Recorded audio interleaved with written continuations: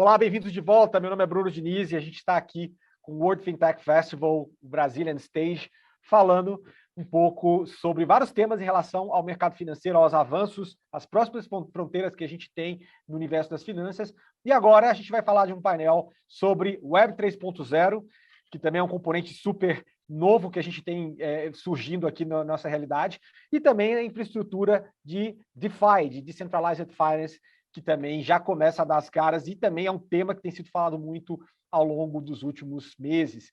Bom, para essa conversa, eu tenho convidado aqui o Sandro Magaldi, o Magaldi aqui o Magaldi do Fibra, e também o Cristiano do Olivia. Eu queria que vocês pudessem apresentar cada um de vocês, falar um pouquinho sobre vocês e também sobre as empresas que vocês representam. Obrigado, Bruno. Prazer estar aqui com vocês, Cristiano. Maurício Magaldi, eu sou superintendente executivo do Banco Fibra. Aqui eu cuido de novos negócios, então a ideia aqui no banco é olhar para frente, olhar para os próximos horizontes. Eu também sou host e produtor do Block Drops Podcast, que é um podcast especializado em blockchain, onde eu falo de notícias toda semana e também recebo grandes convidados falando dos seus insights, de como eles veem a indústria. Então, prazer estar aqui com vocês, dividindo aí um pouco dessas perspectivas. Obrigado. Valeu, Maurício. Vamos lá, Cris. Bom dia a todos. Obrigado ao Bruno mais uma vez pelo convite. Eu sou cofundador da Olivia, que é uma fintech que aplica inteligência artificial em dados financeiros para ajudar as pessoas a gastarem melhor e economizarem mais. E vamos falar hoje de bastante tópicos interessantes e espero contribuir na parte de AI nessa discussão. Maravilha. Bom, antes da gente começar falando um pouquinho dessa nova fronteira de Web 3.0, é bom a gente retomar aqui e fazer um parêntese que o assunto é muito novo e a gente até falou aqui antes da conversa oficial que é como se estivesse falando de internet 1.0 em 1995. Então, a chance da gente ter muitas discussões que vão para extrapolar aí muito do que a gente pode até ver ou não ver é muito grande. Mas eu gostaria de começar botando um pouco o pé no chão em alguma realidade que a gente já está vivendo hoje, que é em relação à inteligência artificial, Cristiano, que é o tópico que vocês dominam, que a Olivia domina.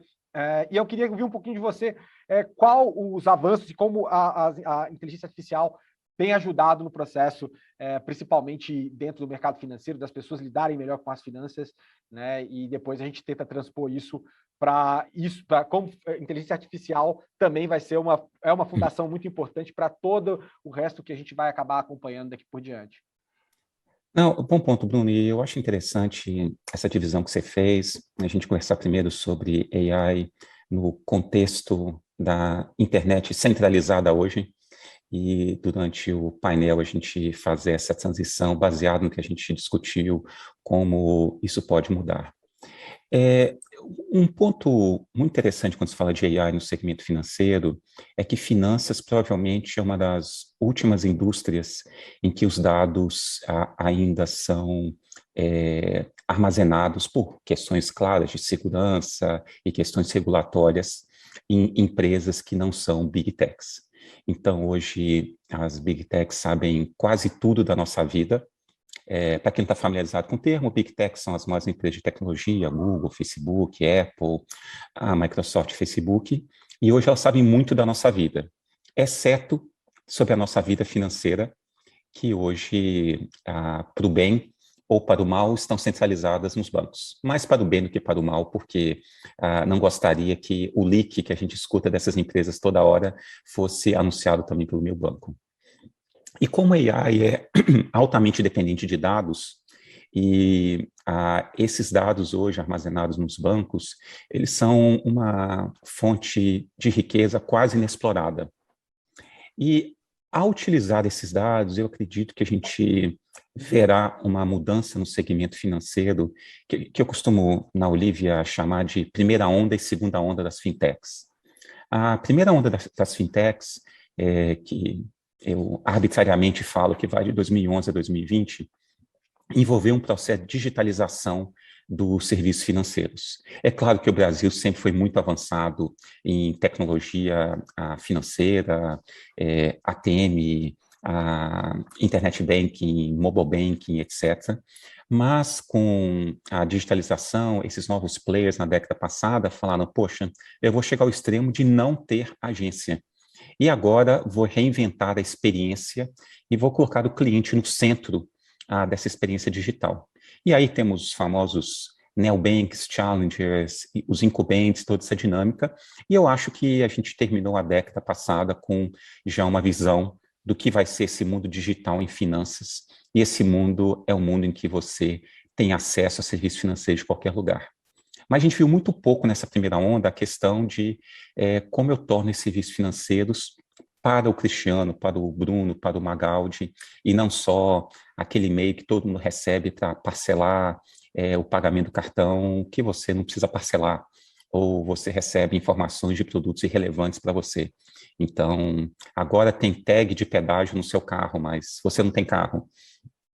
Ou você, o banco sabe tudo da sua vida financeira, mas não necessariamente te liga com recomendações sobre o seu dinheiro.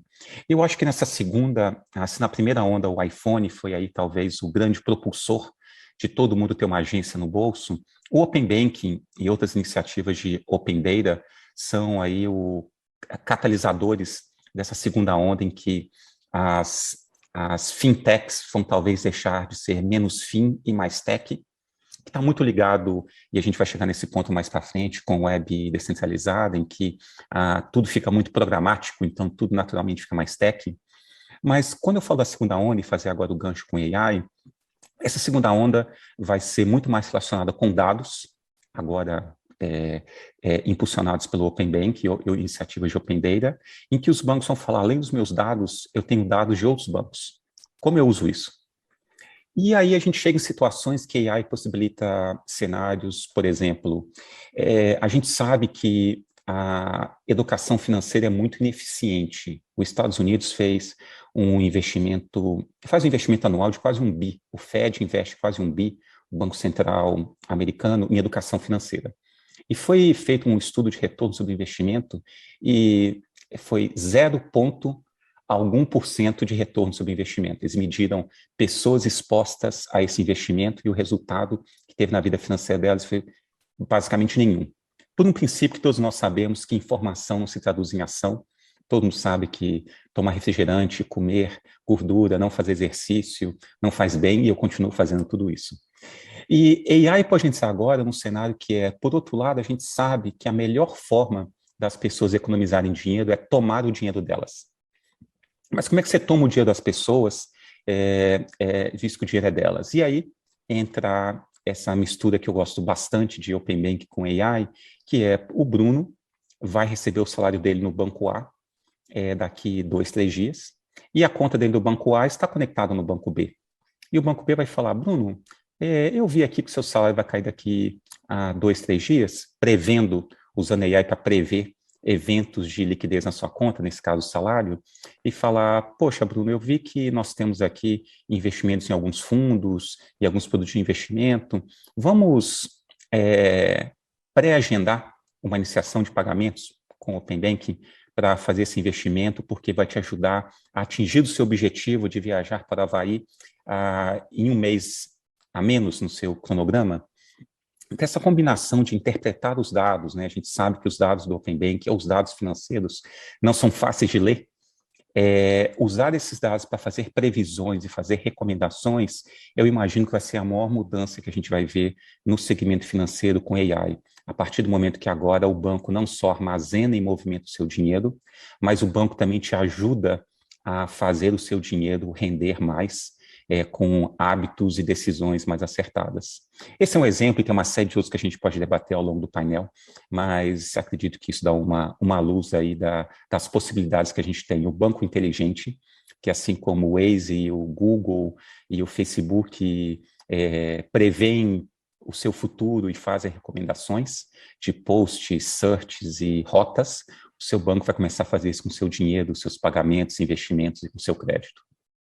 Perfeito. E Cristiano, isso foi um ponto inaugural muito bom, falando a respeito de como a questão dos dados, né? Assim, a gente tem um descompasso em relação à velocidade, como o ecossistema de Big Techs, ele avança e como o mercado financeiro avança. Ele avançou muito nos últimos anos, e tiveram várias medidas regulatórias, Open Banking uma delas, que, de certa forma, democratizou esse acesso do dado do próprio consumidor, né? Essa facilidade com quem ele vai ter de ter mais ownership em relação a isso, né? E nos rails que estão sendo criados para que isso aconteça, né? E, em cima disso, como você falou, a gente já vê a questão de recomendação acontecendo em outras áreas da nossa vida, entretenimento, né? Enfim, mobilidade e outros setores, né? Até e-commerce bastante, mas agora a gente passa a ver isso também na realidade do mercado financeiro. Só que é importante a gente pensar que existe um mercado financeiro que a gente fala que é um pouco mais estrito, né, regulado, de certa forma, e existe todo um universo de coisas, eu diria que existem dois tracks separados aqui.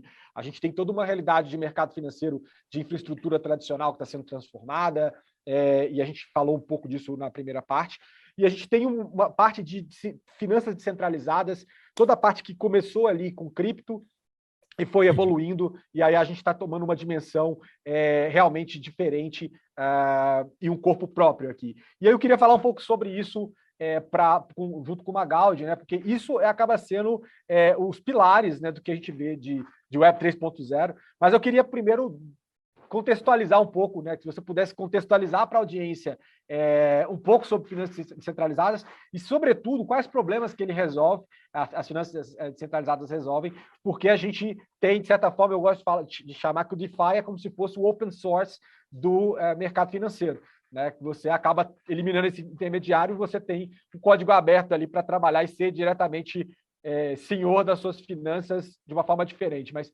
Magal, você podia dar um pouco mais de contexto e explicar um pouco isso para a gente?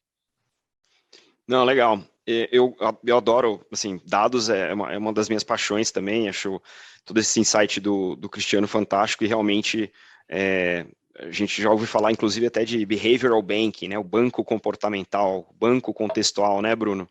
Então, é um negócio que só pode acontecer baseado na oferta ampla e restrita de dados, né, para quem oferece esses serviços.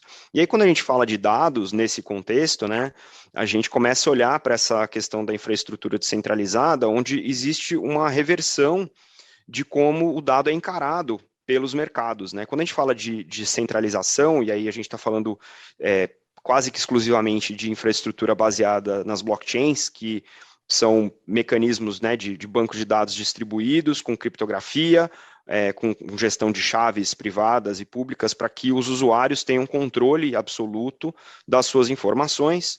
A gente passa a ter também a possibilidade de programar o que acontece com esses dados em vários contextos de indústrias, inclusive na indústria financeira. Então, a gente vê o surgimento de entidades, né, colaborativas que se organizam para desenvolver o que a gente chama de smart contracts, que são programas de computador que rodam sobre as blockchains e que representam e executam produtos financeiros, às vezes similares aos tradicionais, como depósitos, empréstimos, né, movimentação e pagamento, mas também a gente passa a ver uma outra possibilidade, que é a composabilidade. Essa palavra nem existe, né? É como é que eu faço a composição de diferentes produtos e serviços financeiros utilizando os chamados tokens ou criptomoedas, que são objeto de depósito e consumo nessas estruturas de finanças descentralizadas. Então, a gente já viu uma primeira onda das DeFi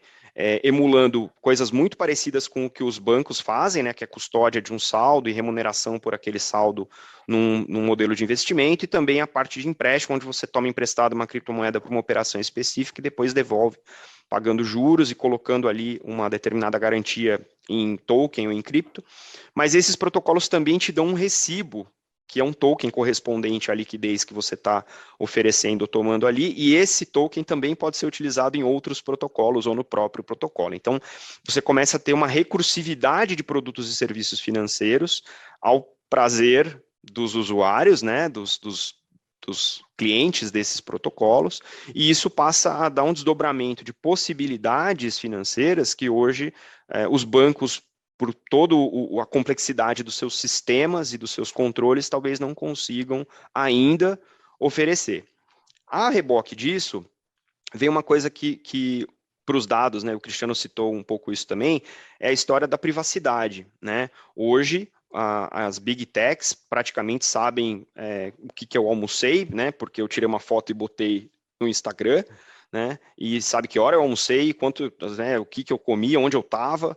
Então, essas informações que a gente hoje voluntaria para essas grandes estruturas de dados, na Web 3.0, que é essa web das blockchains, né, na próxima evolução, a gente inverte essa proposição.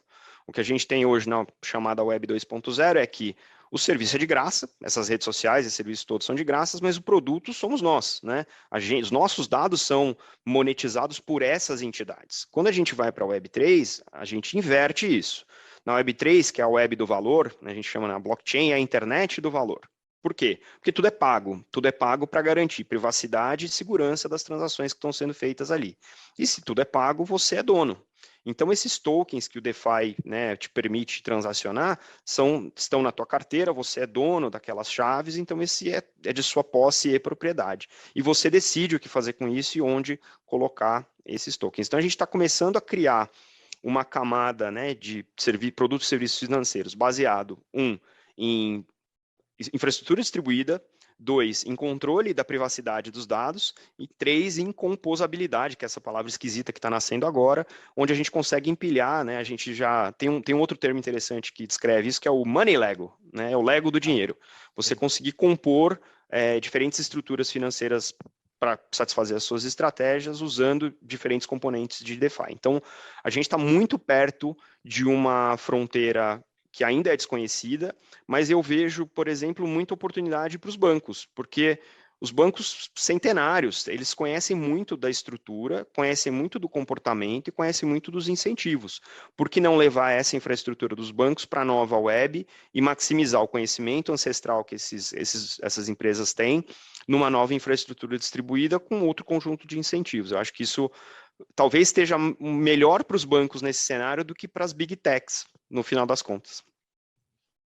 A gente desmancha muito da estrutura tradicional que a gente está acostumado, né, Magaldi? A gente sai de uma realidade de ponto central, né, e vem para uma realidade de fato centralizada, e isso muda muito a forma como os serviços financeiros são entregues. A gente não tem o banco por ali, tem o código ali no lugar que está garantindo com que eu possa emprestar um dinheiro para outra pessoa ser remunerada em cima disso na carteira.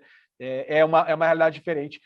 Mas, como eu te falei, a gente está num branch, né, numa partição aqui de 2 tracks de mercado financeiro que, eventualmente, também se encontram ali na frente, como você falou, que os bancos Exato. também têm um papel para jogar nisso. É só, de fato, entender que tem um novo playbook de regras aqui que vai ser utilizado. Que estão sendo escritas, inclusive, e é possível de contribuir com a escrita dessas regras a partir de já. Maravilha.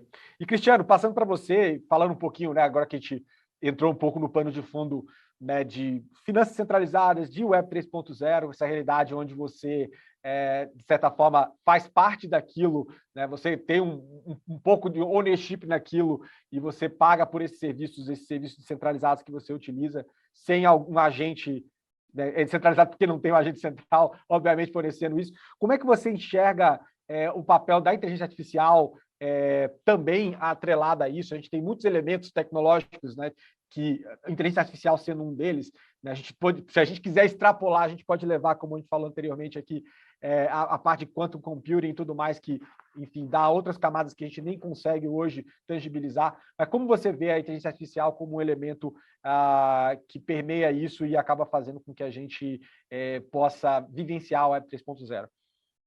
Não, esse é um bom ponto, Bruno, e conectando com o que o Magaldi comentou sobre a internet 2.0, a internet em que nós compartilhávamos nossos dados como a moeda de troca para usar um serviço.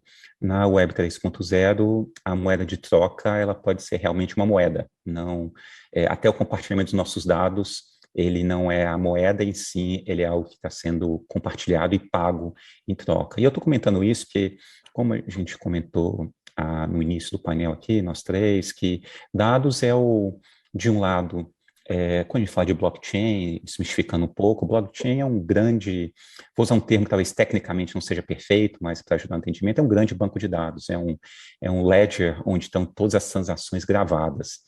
E como a AI depende de dados, a governança desses dados, a disponibilidade desses dados é algo crítico.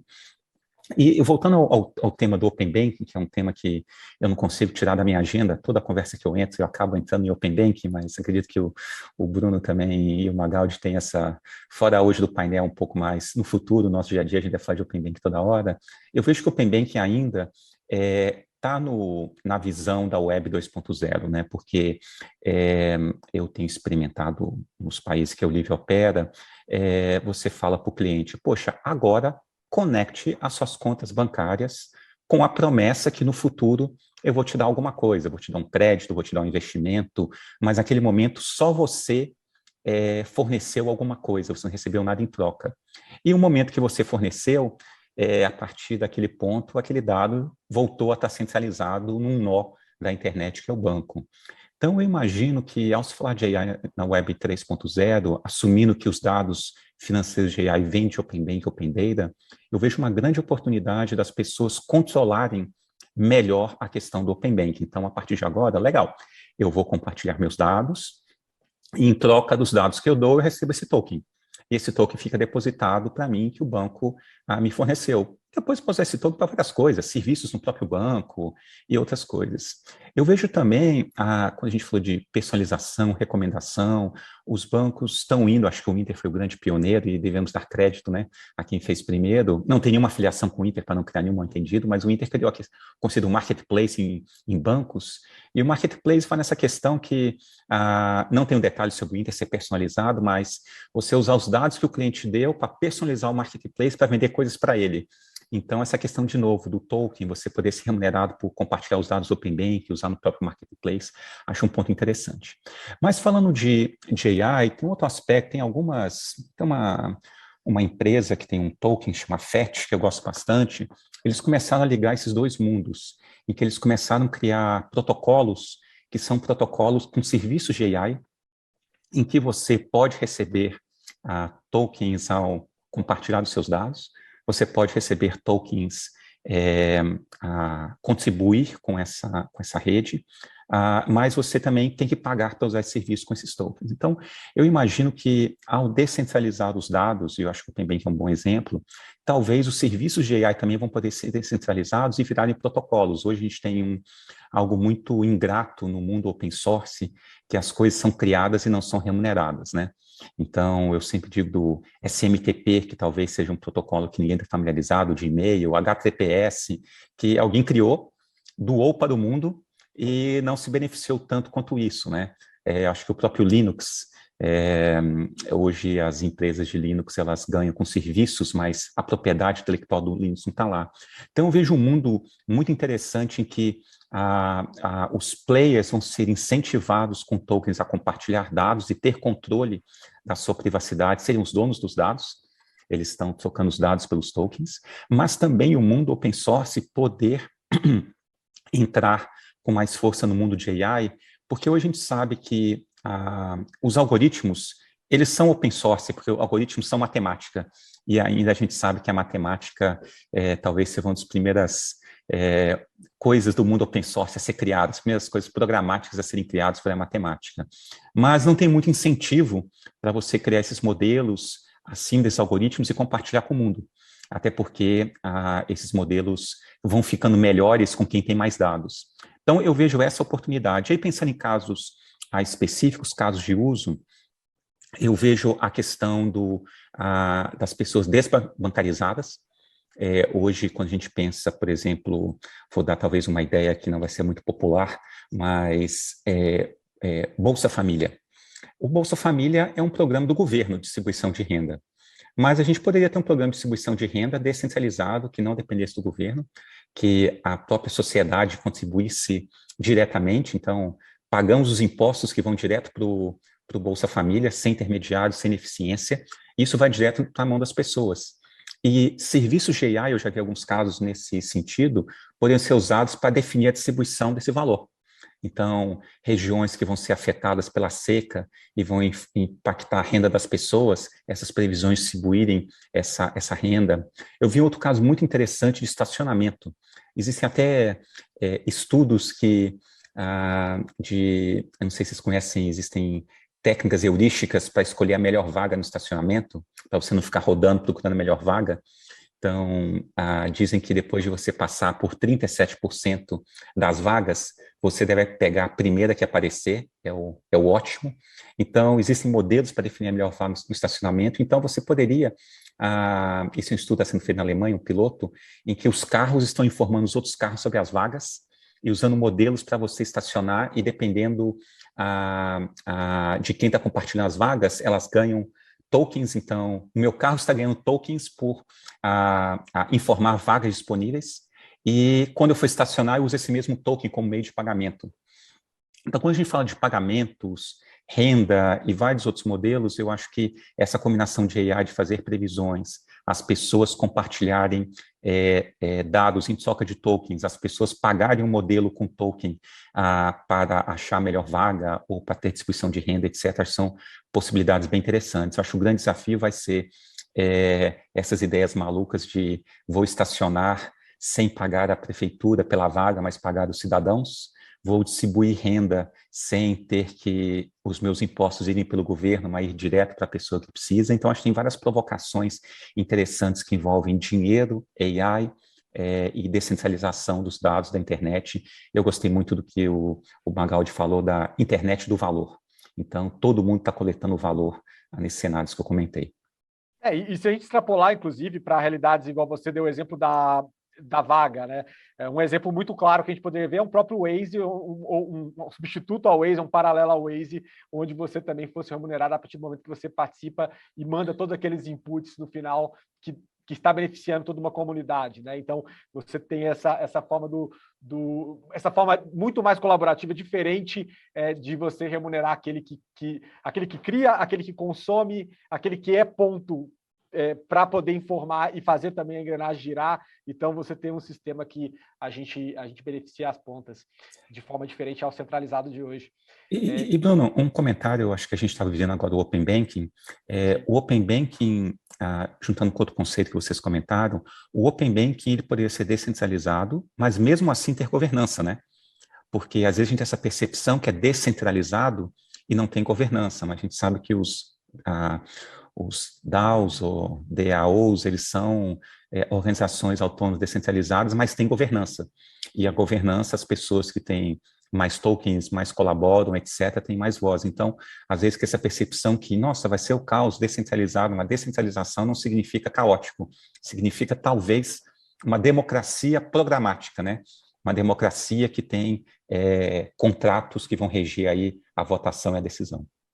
Mas vendo como o mercado financeiro tradicional a gente falou aqui desse descompasso, né, em relação a como o track, a gente está vivendo, como você bem colocou, com o Open Banking hoje, a Web 2.0 no mercado financeiro.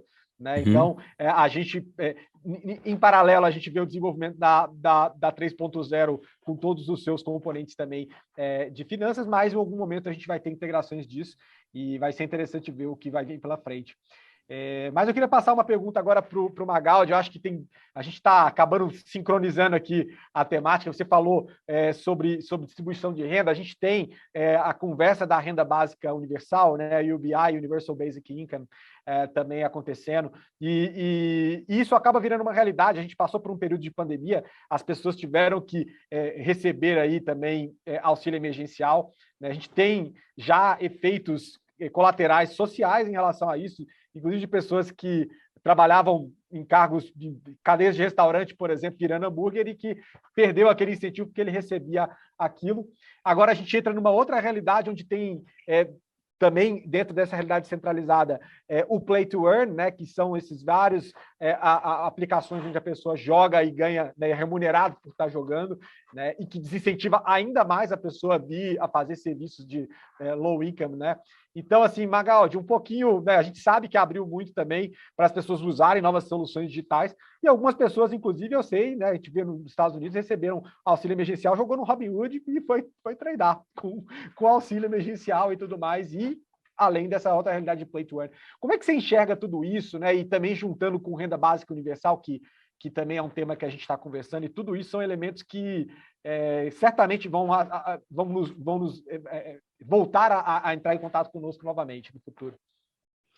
Acho que tem muito espaço para esse tipo de mecanismo novo que a Web3 permite, né, que as criptomoedas permitem, de criar novos incentivos, né? Então, quando a gente fala de play to earn no contexto socioeconômico de economias emergentes, a gente está começando a lidar com uma linha base diferente do que a gente tem hoje, né? Em países como o Brasil e o BRICS e outros países emergentes, você tem uma população que se sujeita a trabalhos que beiram a indignidade, né? Porque é o que tem acesso, é o que gera renda e é o que as pessoas conseguem executar. Porque a baixa educação, os acessos são diferentes. Quando a gente entra nesse fenômeno que a gente está vendo, que é o do play to earn, ainda existe uma barreira de entrada, você precisa ter um mínimo de digital literacy, né, de conhecimentos digitais ou de financial literacy para ter algum interesse, algum preparo para adotar os jogos que estão disponíveis, mas essa barreira está baixando, né, a barreira do custo está baixando, a barreira do nível de conhecimento do pré-requisito de conhecimento para você começar a jogar também está baixando. Tem muitas software houses que são de jogos tradicionais vindo para o Play to Earn, porque para elas também faz sentido ter uma comunidade que fomente, né, aquele ecossistema, aquela economia circular. E o que a gente está vendo é que em algum momento essa barra vai subir tanto que as pessoas vão definitivamente preferir estar com o celular jogando um joguinho de play to earn, onde ela consegue ter uma renda mínima maior do que o salário mínimo daquela região onde ela habita, e ela não vai mais se sujeitar a trabalhos, subtrabalhos, né, ou trabalhos indignos, e aí a gente vai ter toda uma sociedade tendo que se acomodar a esse tipo de nova realidade, abrindo espaço para coisas como automação, robótica, para fazer os trabalhos que, né, não existem mais camadas da população que estejam dispostas a fazer, né, esse tipo de atividade. Um exemplo concreto que a gente viu na pandemia, até para capturar um pouco desse time frame que você mencionou, nas Filipinas, acho que o salário mínimo era $100 por mês, por pessoa, na realidade. Os empregos desapareceram no lockdown da pandemia e as famílias começaram a fazer rodízio no computador para jogar Axie Infinity e conseguiram uma renda 4 vezes maior do que o salário mínimo. Então, uma família que joga 10 horas por dia de Axie Infinity conseguia $400 de renda mensal, né? Então, isso, de fato, promoveu uma redistribuição de renda, inclusive, porque essa redistribuição de renda não depende do país, ela é global, né? A Web 3.0 é 24/7, 365 no mundo inteiro. Então, esse grau de descentralização também permite esse tipo de atividade. E aí vem um desdobramento desse play to earn que eu acho extremamente elegante, que é o potencial de você ter uma micro-renda contínua. O conceito é muito legal. Significa que os seus ativos, os seus tokens do jogo, podem ser colocados em um pool, né, em um bolsão de tokens, e pessoas que subscrevem para aquele bolsão podem utilizar os seus objetos virtuais que são tokenizados enquanto você não joga. E aí eles te pagam um fee, um aluguel, de todo o resultado que eles obtiverem no jogo Play to Earn para eles, vem um pouquinho para você que é dono daquele ativo. E quando você quiser usar aquele ativo, você simplesmente vai lá e puxa ele para o seu scholarship, né, para sua carteira, e você passa a ter a habilidade de usar isso, né, remove o ativo, né, que estava emprestado para o colega ali daquele bolsão. Então, a gente começa a ver fenômenos como esse, onde você vai poder, ainda que muito pouco, você pode ter uma renda passiva, e isso vai incrementando pouco a pouco, e aquela barra, né, da dignidade, né, socioeconômica que eu comentei agora há pouco vai ficando cada vez mais alta. E se isso for adotado por uma camada da população extensa, né, menos letrada, menos privilegiada, a gente vai ter que acomodar a força de trabalho dos países de uma outra maneira, que eu não tenho a menor ideia de qual vai ser, mas eu acho que isso é um fenômeno que se a gente não estudar e não se preparar para isso, a gente vai ter alguns pontos de ruptura bastante interessantes, talvez similares com o que a gente está vendo, por exemplo, nos Estados Unidos, em que está tendo, não é mais falta de vaga, está tendo falta de gente que quer trabalhar naqueles trabalhos, né? Então, acho que isso vai ser uma acomodação socioeconômica que os países vão passar, e talvez seja mais drástico para os países emergentes, porque, de fato, os gaps socioeconômicos nos países emergentes, o contraste é muito grande. Exato, e o contraste do que ele tem de realidade é muito diferente. Bom, a gente vai fazer um breve break comercial aqui, mas depois a gente volta falando disso. Outro tema interessante em cima disso é as próprias NFTs também, que tem vários casos de pessoas fazendo arte digital que não tinham condição de viver de arte, né? Tem muita coisa ali que eu particularmente acho que é bolha, mas tem muita coisa que eu aponta para algo que não é só hype. Mas voltamos em breve, depois do break comercial. Um abraço, pessoal. Unlearn what you know about payments and banking.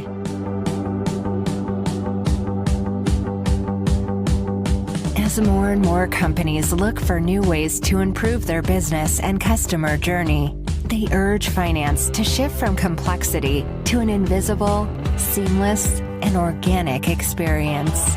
As tech natives, we are always 2 steps ahead. But it's not only about making it more tech. It is defying established truths, changing concepts, and designing the new to make it simpler, easier, and widely available. We truly believe in technology as the key enabler to our clients' evolution and to transform the role of finance, pushing society forward. When we decode it, we build a better future, unlimited, unseen, unattached.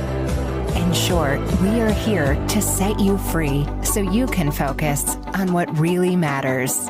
Let's dematerialize finance to unlock business potential every day together. Doc, tech your business free. Olá, pessoal, voltamos.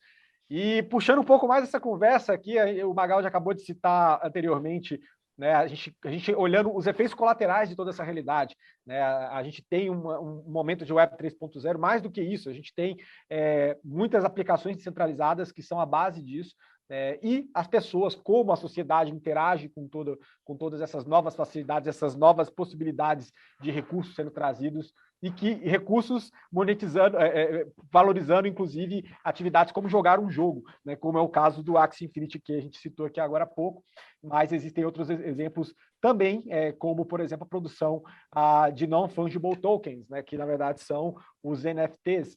E existe todo um mercado de pessoas, inclusive, eu vi um documentário recente também na CNBC falando de pessoas em regiões excluídas na África, e também até no México, na cidade do México, que não tinha como, não conseguiam viver de arte, mas graças a NFTs podiam fazer e criar suas artes, inclusive no caso com componentes étnicos, né, dentro da arte deles, que dá um selo de originalidade também no que eles estão fazendo, sendo vendido e sendo remunerado dentro dessa rede. Então, para poder botar um pouco mais esse caldo, pessoal, acho que é bom a gente tentar também falar o contraste entre essa realidade descentralizada que a Web 3.0 traz versus o que a gente está vendo, né, dos incumbentes digitais, Big Techs, que também são os símbolos da Web 2.0, e que agora também pensam em alguma forma de perpetuar a relevância, inclusive como a gente viu o anúncio do Facebook com o metaverso e tudo mais, né? E que a gente sabe que esse metaverso vai ser povoado também por itens, né, por NFTs de diferentes companhias, né? Acho que desde Nike a Disney, também pessoas que não têm já uma propriedade intelectual já tão consolidada também vão entrar nesse jogo. E aí eu queria entender um pouco com vocês como vocês veem esse contraste, tá, de toda uma realidade centralizada que está sendo criada vis-à-vis esse passo evolutivo que as Big Techs estão tentando dar para perpetuar um pouco o modelo de negócio deles. Vamos começar pelo Cris. Cris, fala para a gente, depois eu passo para o Magaldi. Bom, pincelando um pouco nos pontos que você comentou, eu acho que a gente está vivendo em NFTs, talvez o mesmo fenômeno dos apps em 2009, 2010, que a gente tinha alguns apps que a gente consegue entender como é que alguém criou aquele app e, pior ainda, como é que a gente usou. Né? Tem alguns apps... limitados, às vezes, com a funcionalidade totalmente... dá mais trabalho você fazer no app. Por exemplo, teve app de flashlight apps simular tomando uma cerveja, e outros apps de sons que não precisa aqui mencionar sons de que eram. Então, eu acho que a gente está vivendo agora a parte, talvez, das NFTs que são mais... Vamos testar. Mas eu tenho... nas áreas que eu tenho mais interesse, eu vejo aplicações interessantes em NFT. Então, por exemplo, eu tenho collectibles de comics e action figures, e são mercados em que a definida originalidade é uma indústria gigante, centralizada, em que, para você vender, alguém tem que ir lá falar que aquilo é de verdade. Então, é uma indústria que acaba sendo centralizada, né? Acho que a indústria de leilão é a mesma coisa, em que você precisa ter alguém ter atestado que aquilo é de verdade e você acreditar para você comprar. Então, eu acho que tem muito potencial com NFT, tem muita besteira também. Eu vi recentemente arte sendo feita por AI com NFT. Achei que foi 2 buzzwords que juntaram para botar NFT e AI no meio, umas pinturas horrorosas, mas tudo horroroso a gente fala por leigo que é impressionismo, né? A gente que não entende, eu que não entendo de arte, isso aqui não faz sentido nenhum, impressionismo, então tá ótimo. Mas eu sou particularmente interessado nessa questão da centralização, principalmente que em serviços financeiros é uma indústria, por definição, centralizada por um aspecto de trust regulatório, e eu acredito que as big techs agora, elas estão colidindo com serviços financeiros, então a gente vê 2 indústrias centralizadas se colidindo, 2 indústrias que são virtuais, né? O dinheiro físico e a agência bancária, como eu comentei nessa primeira onda de fintechs, a gente está passando esse ponto. Eu sou um believer que no futuro a gente não vai ter agências, mas várias pessoas discordam de mim, da mesma forma que hoje a gente não tem mais agência de turismo. Assim, ainda tem, mas acho que ninguém vai. Eu pelo menos não vou. E eu imagino que as big techs, elas vão ter algumas como a Apple, que tem um hardware, talvez nem tanto, mas as big techs são primordialmente protocolos e conteúdos que elas não são donas, são conteúdos criados. Então, se você é um protocolo como a AWS, ou você é um conteúdo que é user-generated como o Facebook, eu vejo essa briga agora em que você tem um mundo tentando criar algo versus uma empresa que vale um tri. E a gente sabe que, em geral, o crowds as pessoas mais inteligentes estão distribuídas, não estão centralizadas. Então, eu tenho uma visão que nós temos uma oportunidade de não viver a distopia do Black Mirror, com a gente viver no país Facebook, né? Eu, particularmente, acho que o metaverso vai ser o fim da humanidade,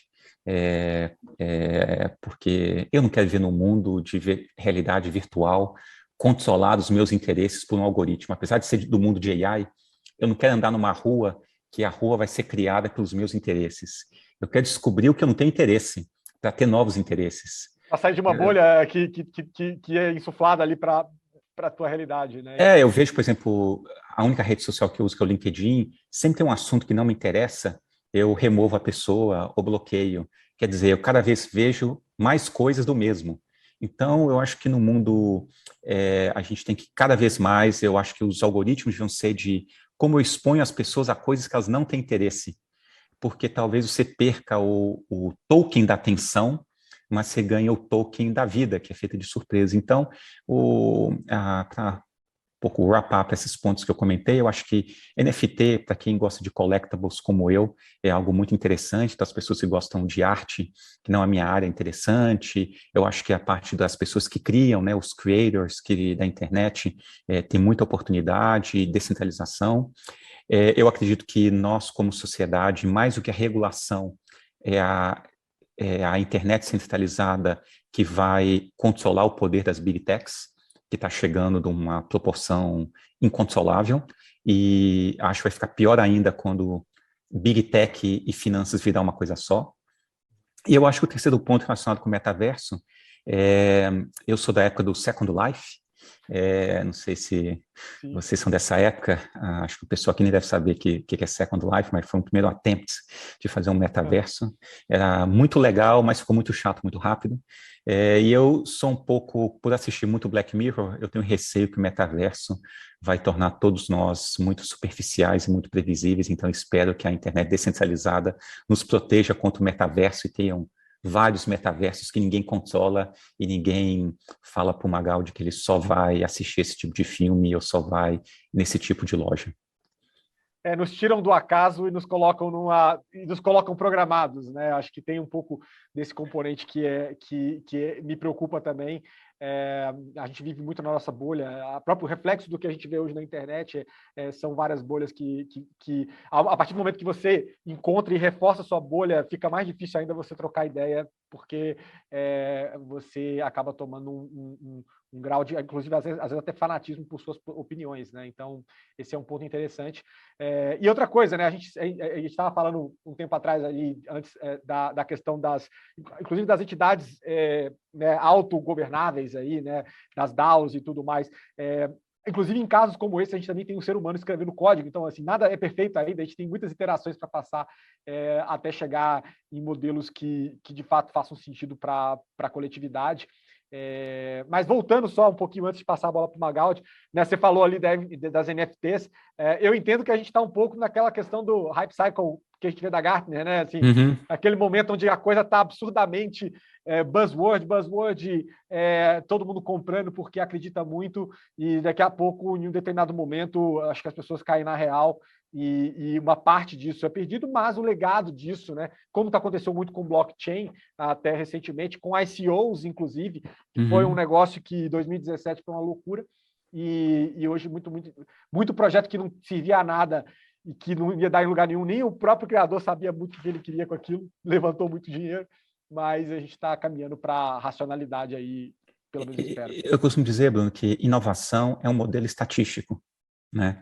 Muitas pessoas têm que tentar para ter sucesso. Então, a gente viu isso agora com a vacina do Covid. Foi uma experimentação de um modelo estatístico em várias empresas farmacêuticas tentando, e ainda bem que várias tentaram e algumas poucas conseguiram. E a mesma coisa vai acontecer com NFTs, várias pessoas vão tentar coisas. Essa é a beleza do mundo não programático, não algorítmico, que é as pessoas tentarem, errarem, e em algum momento a gente vai acertar. E podemos até fazer um modelo para ver qual é a chance de alguém acertar, mas acertar ainda vai ser a ingenuidade humana que vai acertar o modelo aí para tudo isso que a gente está falando. A tentativa e erro que nos faz humanos, e enfim, a gente segue essa jornada. Magaldi, por favor, queria ouvir os seus inputs de tudo isso também. Nossa, eu adoro essa conversa, porque assim, acho que a gente está super na infância de tudo isso, né? Assim, das próprias tecnologias que fazem as blockchains, dos casos de uso que usam tokens das mais variadas modalidades, tanto que a gente ainda vê surgindo novas blockchains, né? Assim, esse problema não está 100% resolvido, né? E cada caso de uso, né? Para cada problema, é uma ferramenta diferente. Então, acho que essa riqueza vai continuar existindo. Nos meus estudos e nas conversas que eu tenho no mercado, eu não acho que as pessoas acreditam num winner take all para esse cenário, justamente por conta da distribuição, né? Mas voltando um pouco nessa história do metaverso, o que isso representa para a Web 3.0, eu acho que o reposicionamento das grandes empresas de tecnologia, o nome novo do Facebook, né, Meta, fazendo alusão ao metaverso, o Google participando como membro validador de algumas blockchains de mídia, né? Ele é nó validador de algumas blockchains de mídia, isso é super interessante. Você tem o Tim Cook essa semana, ontem ou anteontem, comentando na televisão que ele brinca com cripto, mas a Apple não brinca, mas a Apple está avaliando blockchains para algumas coisas que não tem a ver com pagamentos. Aí você fala, bom, eu acho que toda empresa séria e todo membro da sociedade, né, que está disposto a ver a sociedade evoluindo tem que estar pesquisando em algum nível o que são essas tecnologias e quais são as implicações dessas tecnologias para a sociedade, para a vida comum.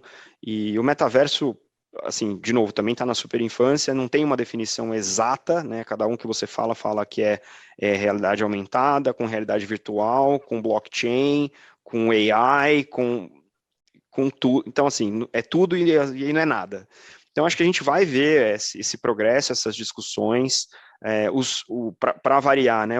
Quem se mover primeiro vai ter muito upside se isso for o caminho a seguir, né? Então, muita gente que aposta, né, na entrada primeiro nesse espaço, pode ser que se dê super bem, Mas eu acho que o movimento, especialmente do Facebook, que tem assim, a quantidade de cérebros brilhantes que o Facebook tem consolidadamente é enorme, mas eu acho que o movimento ali ele é muito positivo em duas vertentes. Primeiro, no mundo descentralizado, talvez a gente nunca mais veja big techs, a gente vai ter techs descentralizadas, né? Então vai ser uma coleção de gente colaborando, né?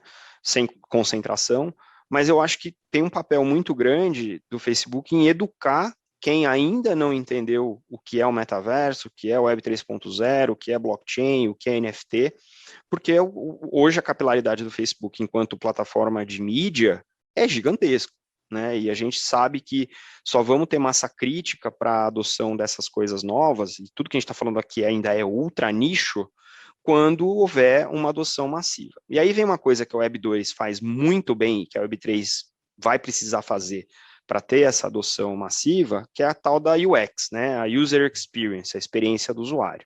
Hoje, para você usar as ferramentas do Web 3, você precisa ser um iniciado nas ferramentas da Web 3. Senão não é intuitivo, não é por acaso, tem um ou outro experimento com UX melhor, mas é tudo muito complicado. Então, o exemplo que eu dou hoje é que se você for um brasileiro e tentar jogar Axie Infinity, você tem que ter 3 carteiras e administrar a movimentação de ativos entre as 3 carteiras, e vai pagar por isso e vai chegar com menos tokens do que você poderia chegar se essa experiência fosse muito mais fluida. Então, eu acho que sim, a Web 2 tem alguma coisa a ensinar para os nativos da Web 3.0, que é justamente essa parte do UX. Acho que se a gente romper a barreira do UX para os dApps, né, para as aplicações distribuídas, para as exchanges, para as wallets, para os jogos de play to earn, que seja uma experiência fluida e que não seja onerosa para o usuário, aí a adoção não tem muito limite, né? A gente ainda vai ter desafios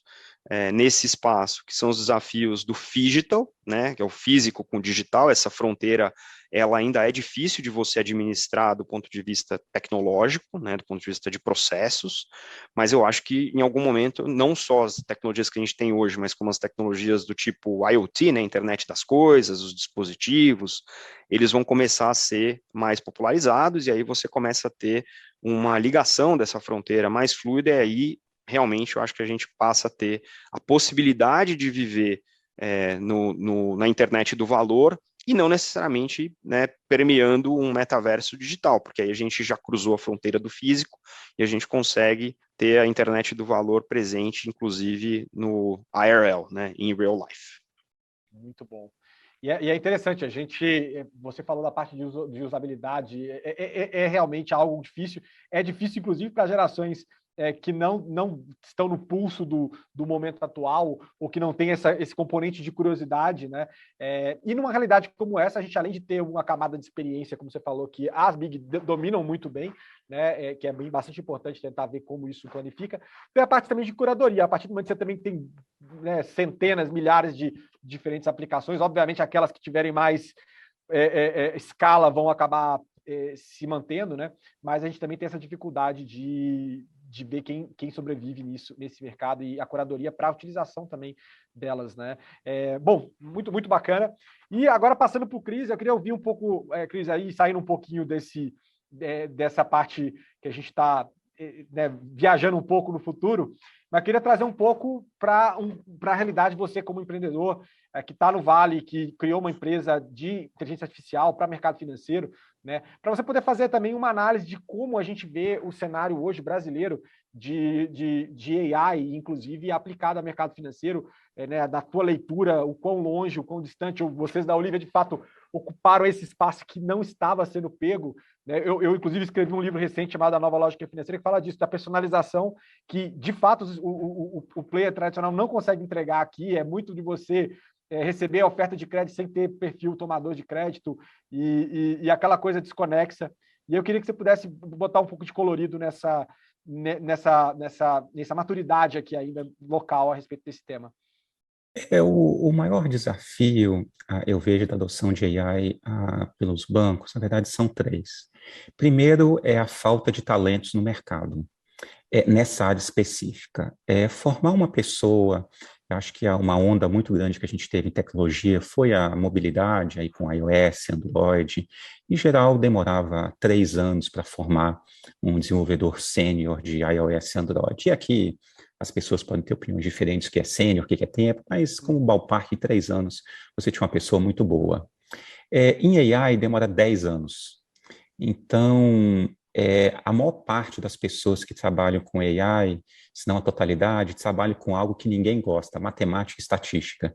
Né? Eu costumo dizer que quando eu fiz colegial, acho que nem chama mais colegial, quem gostava de matemática era só os nerds lá na primeira fila, como eu, que levava bolinha de papel na cabeça durante a aula. Então, não é um assunto muito assim, atrativo. Já é um mercado escasso de pessoas de desenvolvimento, que precisa de conhecimento de lógica. Agora, isso piora, que precisa de um conhecimento profundo de estatística e matemática. Então, acho que tem um problema, uma dificuldade de talento, que é um problema global, e isso se acentuou no Brasil pelo gap educacional que a gente tem. Então, esse é o primeiro desafio. Eu costumo dizer que talento de AI, não só no Brasil, no mundo, você vê o currículo das pessoas, ela faz um giro. Uber, Google, Facebook, Apple, começa de novo. Google, Uber, Facebook, Apple, as pessoas estão girando entre as empresas. Eu acho que um segundo ponto do desafio é que os dados financeiros foram feitos para não serem usados, por uma questão de segurança, né? Como é que eu não uso, como é que eu protejo? E eu vi até recentemente um estudo que agora que os bancos estão se abrindo a usar, por exemplo, um componente de software de uma outra empresa no software do banco, aquele componente uma vulnerabilidade, então vai contra compartilhar e ter uma arquitetura mais, vamos dizer assim, federativa, é um negócio que vai um pouco contra. Eu acho que as pessoas de compartilhar. E eu acho que o terceiro ponto é que existe uma draga dentro dos bancos de tudo talento de AI, de trabalhar com crédito, mesa proprietária de trading e fraude, né? Então, você vai num JP Morgan, tem um exército de pessoas nessas 3 áreas, crédito, fraude e mesa proprietária de trading. Então, como é que você leva essas pessoas a fazer personalização, fazer outras atividades interessantes? Eu acho que esses são os desafios. O primeiro, o segundo e o terceiro, acho que são quase globais, mas no Brasil, eu acho que o desafio é ainda maior, porque o mercado é um pouco menos competitivo. Mas eu sou otimista, o brasileiro, a gente são os maiores usuários de rede social do mundo, são os maiores usuários de telefone móvel do mundo, assim, proporcional à população. Então, eu acredito que a gente vai conseguir suprir essa barreira, mas a educação vai ser nosso maior desafio. Como é que a gente forma pessoas nos próximos aí 10 anos para quem hoje não era um profissional de AI, daqui 10 anos é um profissional sênior, e acho que é uma questão até estratégica para o país formar profissionais de AI. É engraçado que há uns 2 anos atrás eu falei com um executivo da Tencent que estava aqui no Brasil, e ele perguntou qual era a política de AI do Brasil, porque você sabe, a China tem uma política de Sim. AI, os Estados Unidos também tem algo no sentido, mas a da China ela é mais clara e bem ambiciosa, e no final do dia eu falei, olha, até a própria política educacional tá jogada de lado. Né? Então, existe sim, passa por educação isso, sem sombra de dúvidas, e os países que conseguirem criar isso, mobilizar isso como política nacional, vão estar donos de um pedaço do futuro que a gente tem daqui para frente, né? Sem sombra de dúvidas. Só fazer um parênteses nisso, Bruno, sempre um ponto importante, hoje os Estados Unidos é o maior produtor de ciência em AI do mundo, mas a China é o maior, não sei se a palavra seria aplicador, mas os Estados Unidos é o país que mais produz conhecimento de AI em ciência, a China é o país que mais produz conhecimento de aplicação na indústria de AI. Então, mesmo a China aí tendo ciência, sempre a barreira de entrada é maior, na aplicação eles já estão mais avançados. Tem uma discussão aí política sobre privacidade, que não existe na China, etc.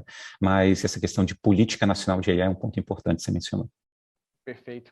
Bom, pessoal, a gente teve um papo maravilhoso aqui, a gente está chegando no final. Eu queria pegar um final remarks de 30 segundos de cada um de vocês para a gente finalizar e novamente agradecer a disponibilidade de ambos, porque eu acho que tem muitos elementos novos que estão fazendo com que o mercado seja uma outra coisa no futuro e com certeza com vários impactos sociais também, como a gente já discutiu um pouco aqui. Mas vamos lá, Magaldi, fala um pouquinho aí dos final remarks para nós. Obrigado, Bruno. Obrigado, Cris. Aí foi um super papo genial. Gostei demais. Podia ficar mais 2 horas aqui com vocês falando disso. Mas eu acho que, assim, são palavras de encorajamento. Acho que o mercado, especialmente o mercado de blockchain,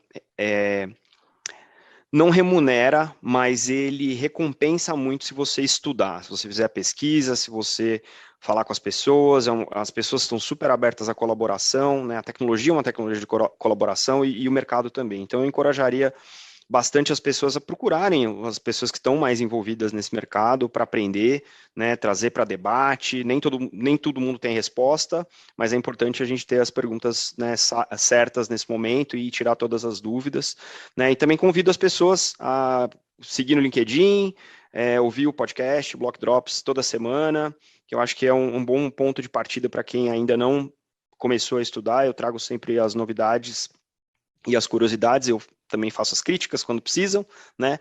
Mas eu acho que é bom a gente manter aberto esse debate, porque aí todo mundo ganha, aí todo mundo colabora. Então esse é o wrap-up aqui. Muito obrigado de novo, agradeço demais o convite. Estamos todos aprendendo, né? Isso aqui também é uma coisa em constante evolução. Cristiano, suas palavras, por favor.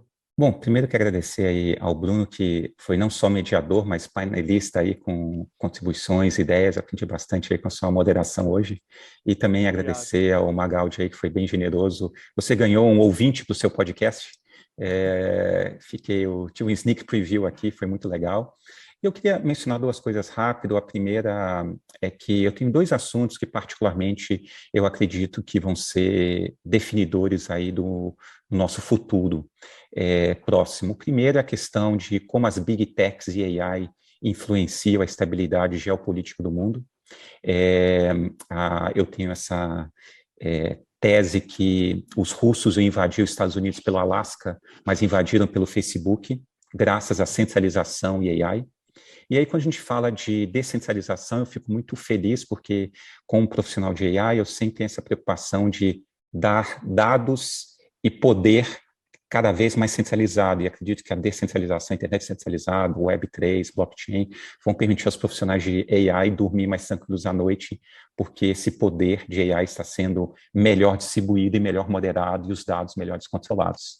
E o ponto que, aí para deixar para os nossos, vou chamar de ouvintes, ou a nossa audiência, que tudo que a gente discutiu é muito poderoso, mas cria um desafio nosso, que é o segundo ponto que mais me interessa, que é a questão do futuro do meio ambiente, né? O mundo digital, ele para existir precisa do mundo físico, aí da natureza que a gente vem explorando, e provocar as pessoas a criarem esse novo ambiente descentralizado, com AI, computação quântica, etc., com o uso eficiente da energia. Acho que tem uma oportunidade muito grande para quem criar protocolos descentralizados que façam uso eficiente da energia. Então, já deixo aí uma dica para um próximo painel, uma provocação para quem quiser criar novas startups aí, uso eficiente de energia com protocolos descentralizados. Bom, obrigado mais uma vez e bom dia para todos aí, vocês e a nossa audiência. Muito obrigado a todos. Pessoal, vamos agora para um break de 2 horas e a gente retoma para o último painel sobre payments. É um prazer e a gente se vê daqui a pouco. Um abraço. Um abraço.